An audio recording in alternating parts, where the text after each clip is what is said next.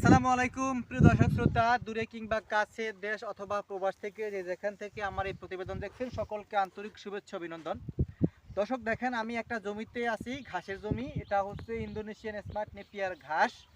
আর দেখেন, আমি একটা নালাতে দাঁড়িয়ে আছি, একটা নালা এখানে।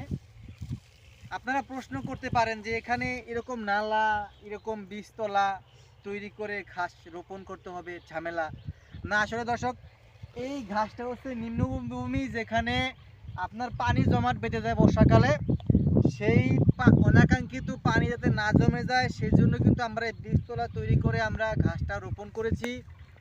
তাও আমাদের কিন্তু বেশি খরচ হয় না দর্শক। আমি একবার বীজতলা তৈরি করে ঘাসটা রোপণ করছি। দেখেন, এখান থেকে প্রায় 3 থেকে 4 বার কাটিং কাটছি, ঘাস কাটছি, গরুকে খাওয়াচ্ছি, বিক্রি করেছি। আবার দেখেন পুনরায় কত সুন্দর করে ঘাসটা কিন্তু হচ্ছে। আমি একবার মাত্র লেবার নিয়ে জমিটা তৈরি করছি, সেখানেই কিন্তু একটা মোটা অঙ্কের ইনভেস্ট গেছে। তারপরে কিন্তু পর্যায়ক্রমে ঘাসটা কিন্তু হচ্ছে আর হচ্ছে। তার মানে আপনি যদি নিম্নভূমিতে বাস করেন, আপনার প্রয়োজন যদি হয়, এরকম বীজতলা তৈরি করে করে নেবেন, গাছ চাষ করবেন, আপনি লাভবান হবেন গবাদি পশু পালন করে।